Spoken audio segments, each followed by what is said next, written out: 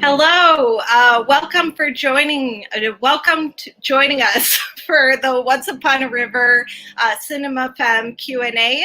Before I bring the filmmaker and the cast members up, I'm going to show a trailer and then we'll get into the discussion. Thanks for joining us.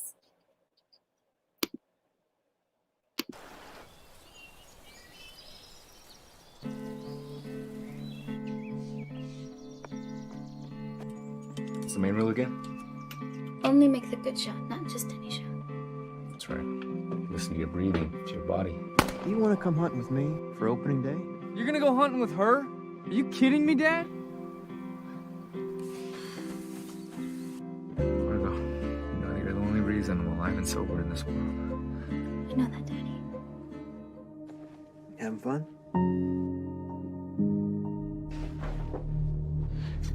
You're so lovely, Margo. Johnny, son of a... Dad!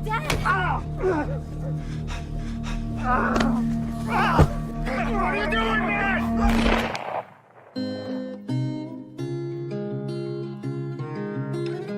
Brian, what's a girl doing here holding a gun? Where you headed, Maggie? Trying to get to my mom? You sure you're not running away from home?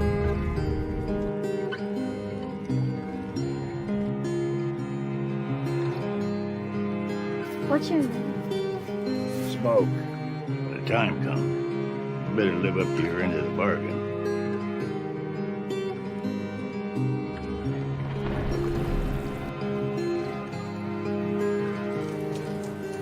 So when I wake and the sun streams, Do you wish you hadn't had me? Thoughts pass me by. I started praying like some way to capture time when what remains You can go to the river to remember, may only be and you can go to the river to forget. dreaming. I welcome you to the river.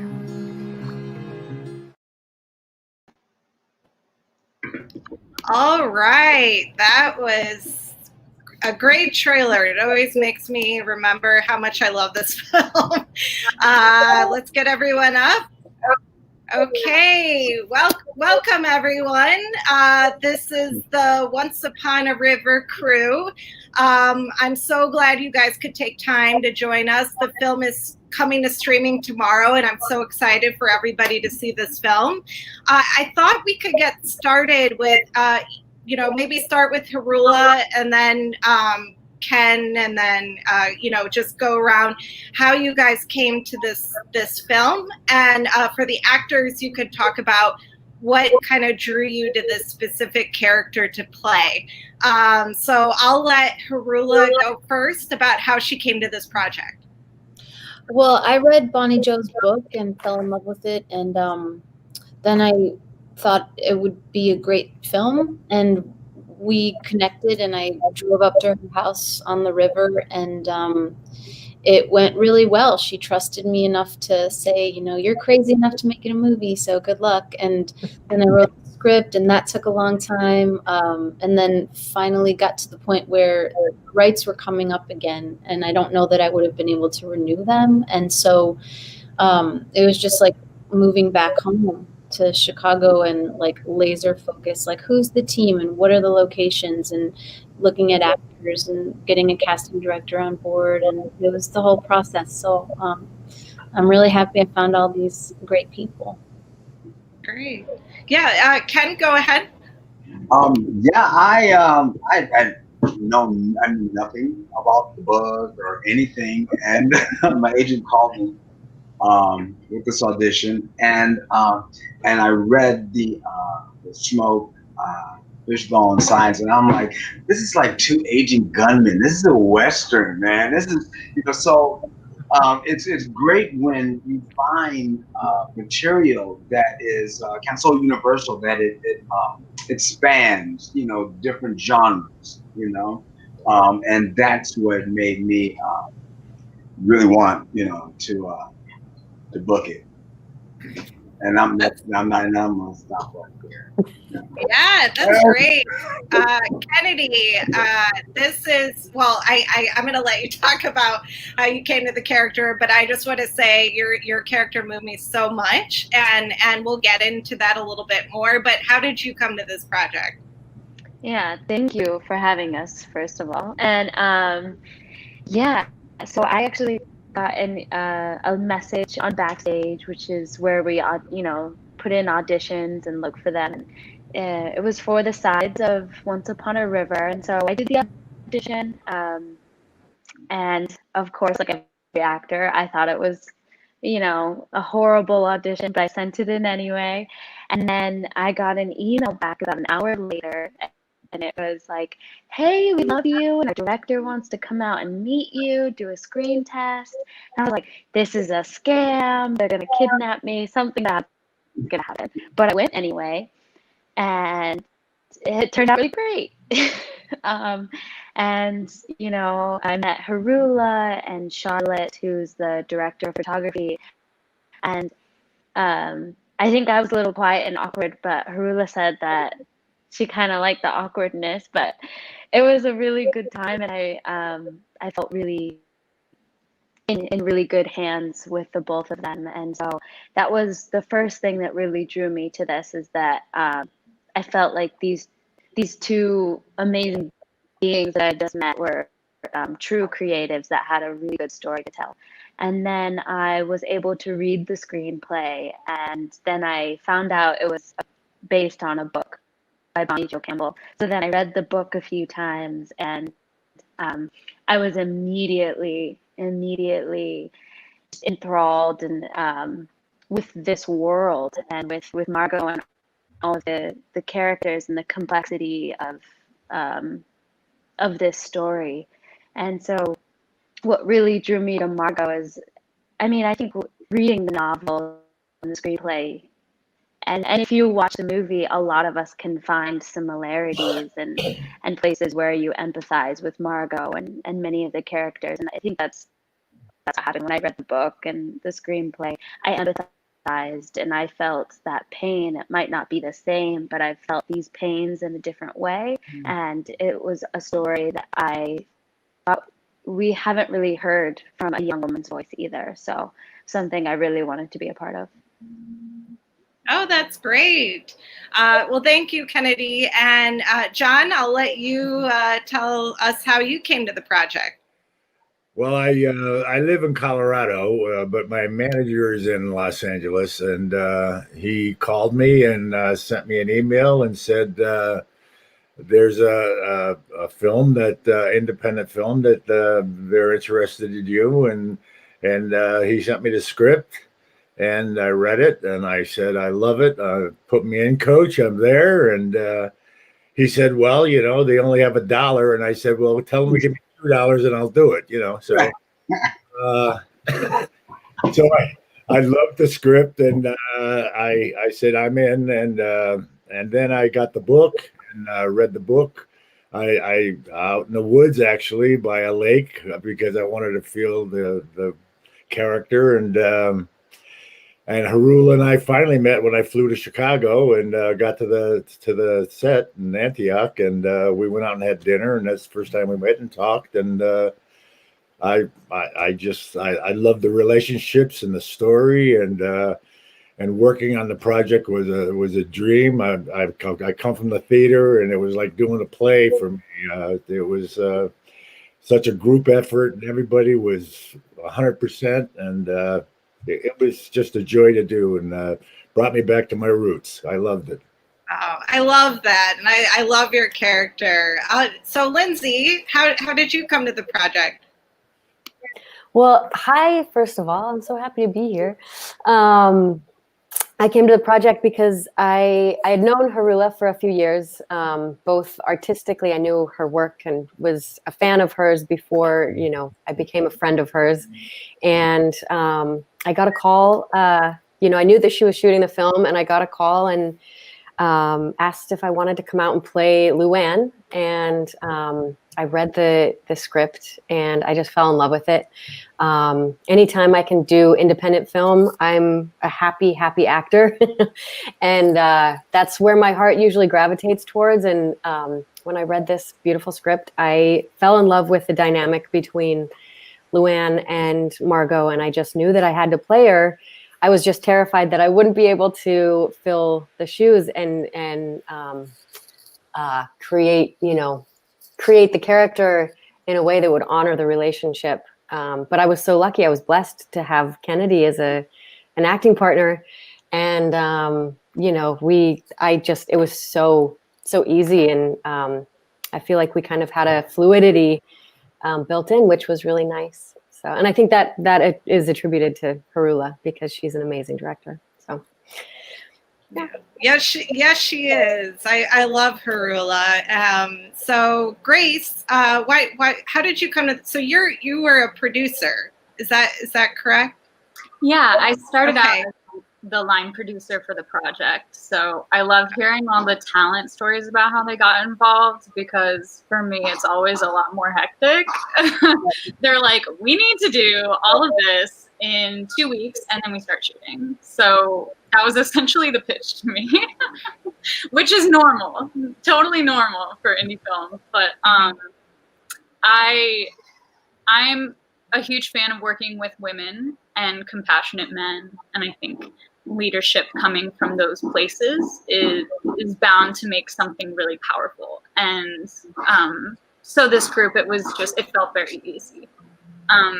As stressful as it can be in a producing position for a project like this, I think every step throughout, it's at least equal. And everyone really cares about one another. And as the relationships in the story are part of what makes this so strong, so were the relationships behind the scenes. So. Yeah, that's great. And so what I'm going to do now is I'm going to kind of go to you guys individually and ask specific questions based on, your performances or your role in the film. I wanted to start with Kenadi because, you know what? Your character's obviously the heart of the film. When I was rewatching it recently, I was like thinking, I kept having in my head, you're Bonnie without Clyde. Like you don't need Clyde. You're just like doing it, and you're it's kind of like one of those adventure stories where you have all this crazy stuff happening, and then you just are, and your story is so unique in this film just because all the circumstances that happen, how the river comes to play into it. And I thought it was a very empowering character and role. So I just wanted to hear your thoughts about playing this kind of character, and also just working with the river, since it's such a big character in the film as well. Yeah. So first off, when I read the script, I was terrified. This being my first feature film, the idea of being, it's kind of unheard of when you first come out of school that you would get the main character and that you would be, trusted to, to run around in the woods and to skin animals and to, use guns, and there's violence and so it was definitely, I looked at this as such an exciting challenge as an actor. And then we talked about this before, the deep complexities and waves of emotions that are embedded within the script and within this story were also a bit terrifying when just reading the script and looking at it. So it definitely was a challenge, but I think being in nature, we were on set, we were staying in these little cabins by the lakes and the rivers, so we were able to go out on boats and canoeing, and I was able to go hiking and just kind of be in the surrounding. It was really serene, and I was able to put myself in that headspace a lot of the time, which was extremely helpful. And then I think the biggest thing was like digging deep down and finding what parts of Margo were in me. And I think that was a huge discovery personally and as an actor. And then for Margo itself. And I don't think I've ever truly kind of shaken Margo off or out. I don't know how to say that. I think I've changed permanently because of this role. And I think it's for the better, for the positive. But everyone tells me I'm a lot quieter now. I'm a bit more awkward. But I think, and then it just preparing for the role, I joined like a rifle club and here in New York. You know how to use a gun in that movie. It didn't come unnaturally too, because my family had a few farms, like in Hawaii and in Utah, and so I was kind of familiar with, being outdoors in nature, and it's something I love and don't get very often being here in New York. So it was really great being able to go out there and just put everything in my focus on this story. Yeah. That's so great. There's so many other aspects of the character I want to discuss, but I wanted to go around a little bit, and we'll circle back with you. I wanted to talk to John. John, I gotta say, Smoke is, I love all the characters, but what I love about your character is that you have like kind of the hard and soft, like you have this hard exterior where you like, don't mess with me, or I don't want to talk to you, but then you play it so vulnerable underneath the layers. And I love how, your relationship with Margo and how you kind of open yourself up, and there's just so much going on with that character. So I just wanted to hear, like, how was it for you playing a character like that, so layered and hard and soft and vulnerable? And I just wanted to hear your thoughts. I have no idea. I got lucky. Yeah. When I read the script, when I was asked to do it, I thought the character was, I loved the character, and from the very beginning, as many times as Smoke wants to leave the earth, he really doesn't. He's seeking help. He's seeking for somebody, and Margo comes along and does it for him, and renews his life, and he sees a purpose then, and helping her, and our relationship, just grew from the very beginning. It's when you're doing a studio film, you have a lot of money and a lot of time to do a lot of things, and when you're doing an independent film, you don't have that time. And the first time Kenadi and I met was the first scene we shot, so we never. Wow. He said, "Hi, how are you? Nice to meet you. Let's go." And that's it, And you have to have a lot of trust, in your fellow performers and the director. And I trusted Haroula, and I trusted, that she was going to make the right decisions of the people she cast. And Kenadi and I hit it off right away. Kenny and I hit it off right away. We developed you develop the relationship as you're going. You don't have those times to rehearse and get to know one another, go out and have dinner. I'll just quickly relate it to a studio film.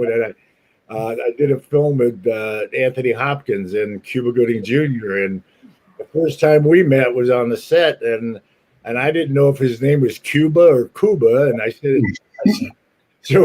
I said, is it Cuba or Cuba? And he says, it's Cuba.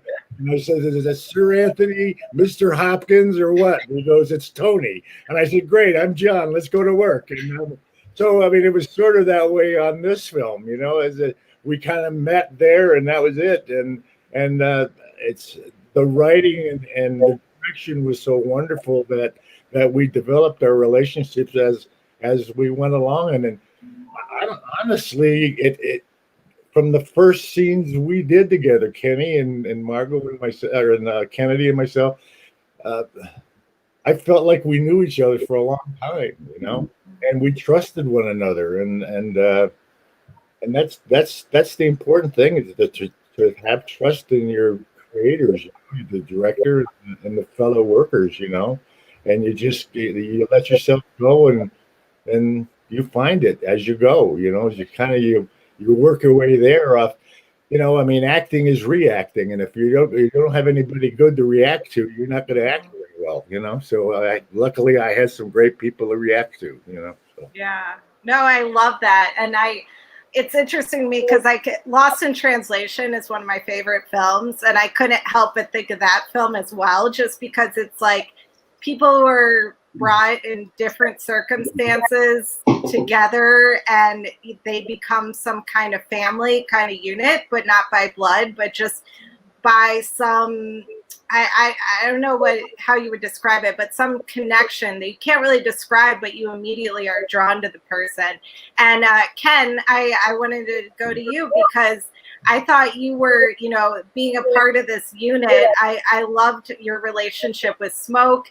Like I could just feel that there was like a history there, and I really, you know, I love how that one scene where you and your character and Margo are like hiding behind a tree together because they don't want the sister or not sister. I forget the relationship with the women too. Smoke, but you guys are just hiding back, and then you come together like this little family. And I want to talk to you about how that was for you, like playing a part, having this little family together. Well, you know, I kind of want to piggyback a little bit on some of the things that something that John said, which was the trust that was just like there. It was almost implicit. I mean, it was, yeah, it was something that you could feel like right away. Just in talking when we first met. I mean, because everybody was open and giving. And not in a way that is very like put off, you know, or distant, you know. So, just mouthing words. It was really, I think, easy just to play off of these guys, you know. Like John says, it's reacting, because they're just seem to have such a strong connection to the material, more so than I thought I had. Because I had been on hold for a while and didn't know if I was, and actually had forgotten all about it. And then I got a call that they want to book you. I'm like, oh crap! Okay, what did I do? And all this, what did I do? So when I got to set, well, I'm still thinking about, you know, what I did, and you can't remember. You just can't.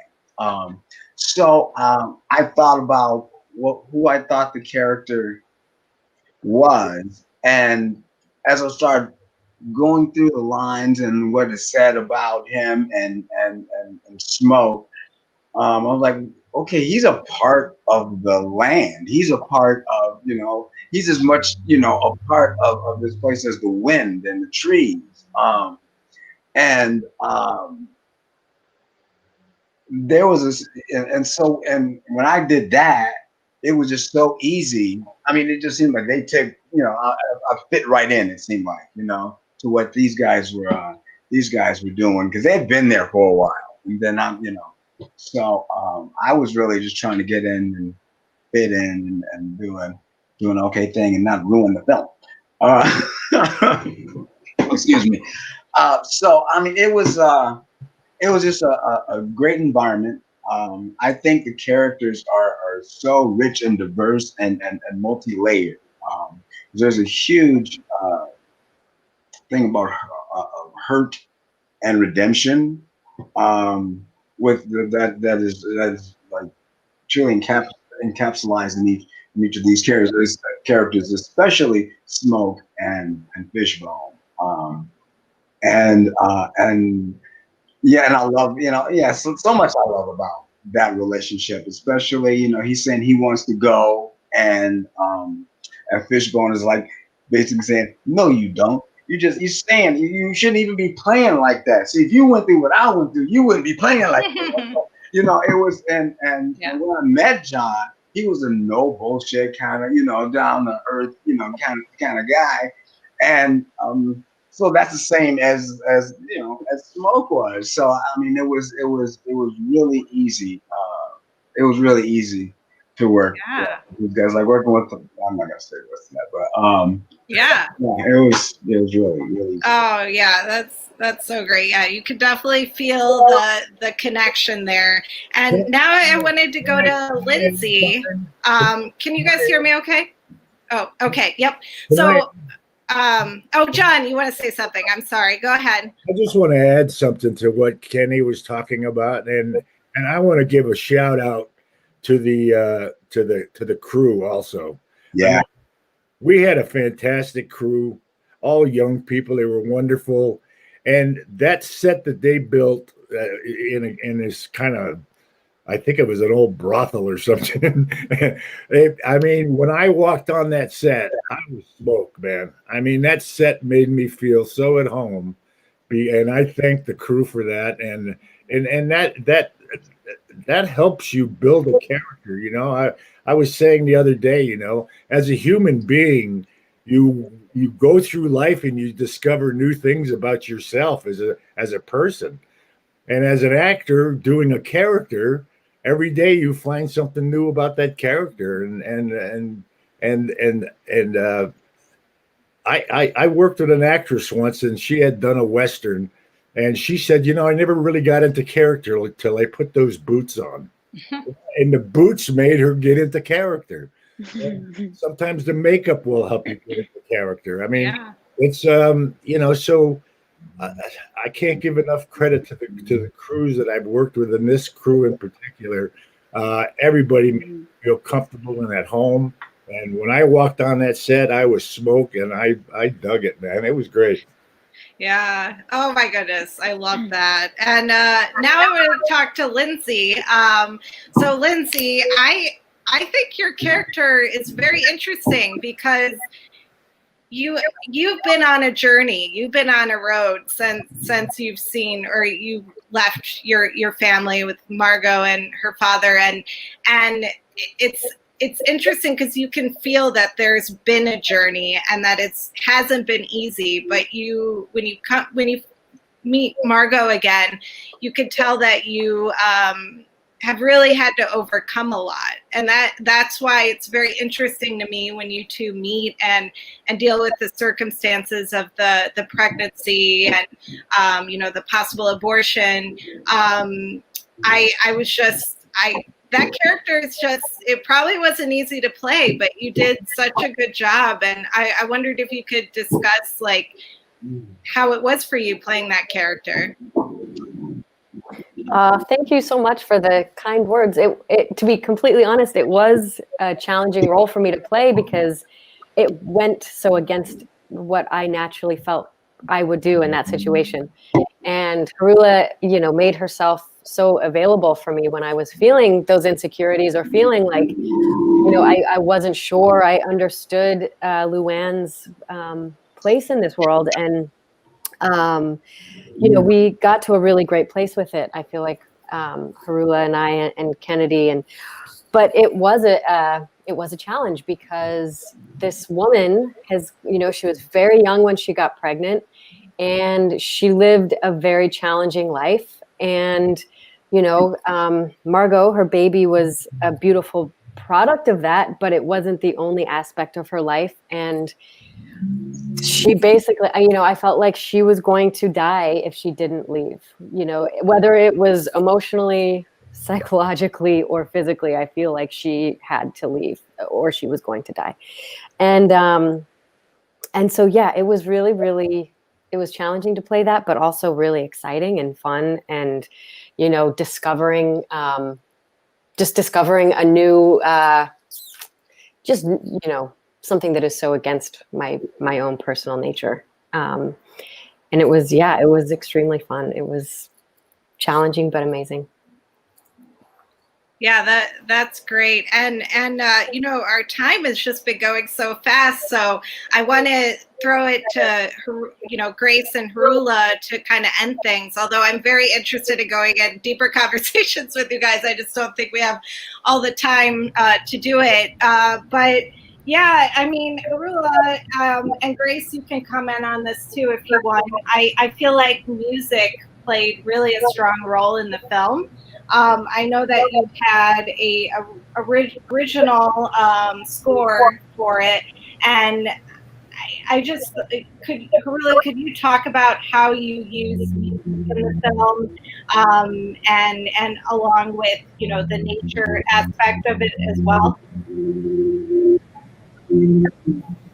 Yeah, I mean, I use music all the time. When I was reading the book, I could hear what nature might feel like, sound like, the rustling of the leaves, the wind and water, and I felt like that was going to be some information for how we composed the score. And luckily, I have an amazing composer in Zach Ray. And so, what was really great process-wise was using some of that up front to be able to play for the cast and just have it around for, you know, when we first shot our first scene with Margo in the woods, we had this amazing song by Will Oldham we could play that he'd already written. I mean, just stuff like that was very lucky. And I always make playlists, and I use music as therapy all the time. So, I mean, you know, I had like a Once Upon a River playlist that I was sharing. And I think, yeah, music always plays a role. But I was also just going to say that I felt like this cast in particular, everyone was so specifically perfect for their role.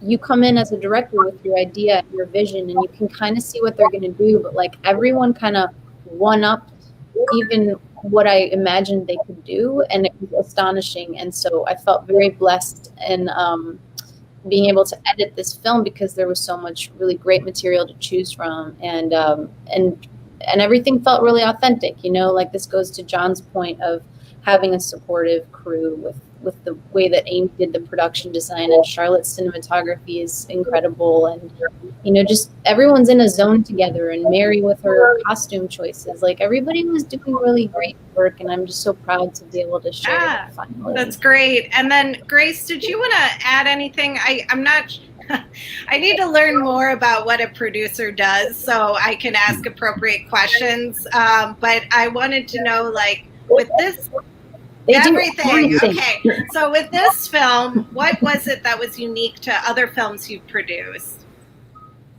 A lot of it.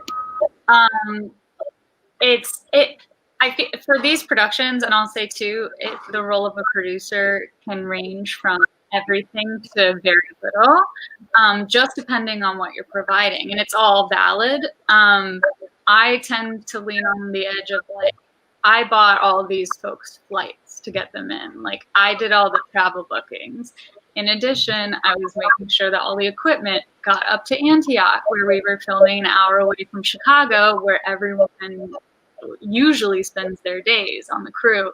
So it's a lot of coordinating. And the biggest challenge, I suppose, for this project, which for this budget level and for an independent production is pretty uncommon to be shooting relatively remotely, even though we were approximately an hour outside of the city and you can still get there on the train. It's a lot to get the right people on set and the right equipment on set every day that it is needed. So it's a lot of like, whenever everyone has a question that needs an answer and there's no one on set who can answer it, I'm the person that you can call or text and be like, when is that part of the matte box going to show up? And then I'll be like, it's on its way, an hour tops, whatever, anything like that. So a lot of coordinating, a lot of putting pieces together, but not being in the same place was the real challenge of this one. But I mean, we had the smartest people, some of my favorite people, of Chicago-based crew on this project, so I was very trustworthy. That's great. So we have I put aside a half hour for this, so I don't want to keep you guys too long, but I thought since we are past that point, we could end it with maybe anything additional you guys wanted to say about the film, or your experience. Just a final thought about your experience working on the film. And I don't know if you want to go in order, or if you guys just want to, I guess Kenn. We'll start with Kenn. It was a surprise. One thing that something happened and let me know that I was where I was supposed to be, and that was a big surprise. And a huge surprise was this new person that I had never ever seen before. That I find out just got out of school and is just pretty amazing. And at times I was just kind of like sitting there with my mouth open, not knowing. There were so many choices, and I'm talking about Kenn. There were so many choices that just like when you hit it the first time, and there's so many avenues that I could go down. So many rich choices. I was just amazed by her, and like John said, and who said, everybody on the crew. It was just an amazing project to work on, and so I just want to say thank you to everybody, and to everybody that's watching. Get people in to see this film. They'll be glad they did. Haroula? Yeah, Kenn, you just got me really emotional. Like I'm gonna cry a little. I guess I just feel like it's nice to be able to trust your instincts and feel like, Kenn nailed it. There was never a thing about Fishbone that didn't feel real. And same with Lindsay and John. It was just so trippy to see a thing and then have it become real. And Bonnie says the same thing about the book. She can't really see her book the same way now. She can see the film, and that's such an honor. And I just hope a lot of people see it. I think it's a really special, unique set of relationships and journeys that made me fall for it. So I just hope it finds its audience, and in the magical way that it already has had its process of creation. I have to believe that will happen too, despite everything about 2020, So I just want to thank everyone for, being who you are and showing up and existing on the planet. Yeah. So we'll just go in order here. So Grace, final thought. Yeah, and this is kind of an immediate thought, I guess, regarding the release and a really fun year of kind of festival attendance and screening attendance that we've had.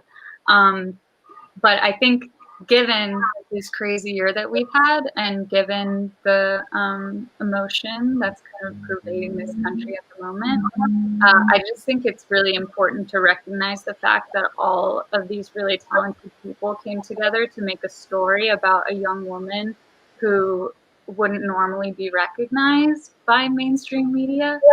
And by that, I mean Indigenous stories. I think stories of very resilient women. And I know the term strong female lead is very fraught, but what I want to see is a complex female lead who has the capacity to make decisions. And that's always what people come out of this movie talking about. And I think encouraging folks to see more of that, they'll want more of that. So I would say watch this movie, but also encourage your friends to see this movie. Try and normalize that existence of a woman who can decide what she wants and fight for that. So this movie, I think, is really, really important in that way. Yeah, great. Kenadi? Hi. So two things. I want to say one reason I think that everyone should watch this, I'm going to piggyback off of Grace, is because in a time when, I've said this a lot lately actually, in a time where so much is happening and the world is in distress right now, we need to remember a lot of love and compassion for each other. And I think this film really, even though it's really heavy and deep and dark in some areas, there's so much compassion and love and empathy for one another and an understanding of one another. And so I think a reason to see this film is to get that sense of community and love and compassion. And then I'm gonna hop on this appreciation train. I don't know if I've ever really said this to everyone, but to the entire cast and crew. I am extremely, extremely honored to have this as the first film that I've ever been a part of, to have found my own kind of little family out of this. I mean, I just didn't think this was going to happen, and I am with every day, and I mean, I don't know, it's just, I'm getting emotional now, but I have learned so much from everyone involved and the environment that the crew also created. Sometimes I was the only actor there. The environment, the crew, and everyone created was just so uniquely special, and I couldn't have asked for anything better to hopefully launch me into my acting career. So I wanted to thank everyone. So thank you. Oh, thank you, Kenadi. John, what about you? Well, all I can say is I'm very, very, very proud to be a part of this film. It's a film I believe that's needed at this time. I hope people go out and see it and get the message that, you know, we can all get through this life together, you know, and stop all the other stuff. But I'm honored to be in the film. It was a privilege. I thank Haroula for giving me the opportunity to create this character on film. And one of the great perks, and I'll leave it at that, is look how many beautiful women and talented women I had to work with. Thank you very much. Thank you, John. Lindsay? Well, I want to just piggyback on what Grace said. Grace, that was so well spoken and well said, and I wholeheartedly agree. And, you know, like I said at the beginning, my heart is in independent film, and just the idea that we are all here in, you know, during a global pandemic, talking about the release of an independent film that I feel so strongly about and so proud to be a part of. It gives me hope and gives me encouragement for the future. And it just makes me so grateful to you, Rebecca, and to Cinema Femme for putting this together, because, you know, we would normally be, you know, having a premiere and doing all the things, and you're allowing us to do that. So thank you so much. And yeah, just continue to support independent film. Yes. Thank you, Lindsay. That means a lot. And this film is just so special for so many reasons. And I'll just give my final thought. And I just felt so connected to the character and Margo. Obviously, my circumstances or my life, who I am, is very different than Margo. But I think a power of filmmaking is seeing a film with a character you can identify so deeply, yet it's like she's in the 1970s, she's Native American, but I'm like, I've been there where you just, the water is such a cleansing thing, the river, like I just so believe that, and just seeing her character kind of be reborn through this water and through this river, and just seeing her find her journey, I just was so intimately connected. So that's a thank you to everyone, and this film is very important. Where can people find the film tomorrow, Haroula? Because it's going to be streaming everywhere, right? Yeah, so there's a virtual cinema. You know, everyone's rolling with the punches this year. There's a list of many, many theaters in all over North America. I mean, if we were in Canada, we'd be able to walk in and see our movie poster and a trailer and everything. But here, for a lot of reasons, you know, you can't. So you have to go to Film Movement's website, and we'll be sharing this link where it has a list of all the theaters where you can get an exclusive window, 3 days to watch it until it goes to streamers in January. Mm-hmm.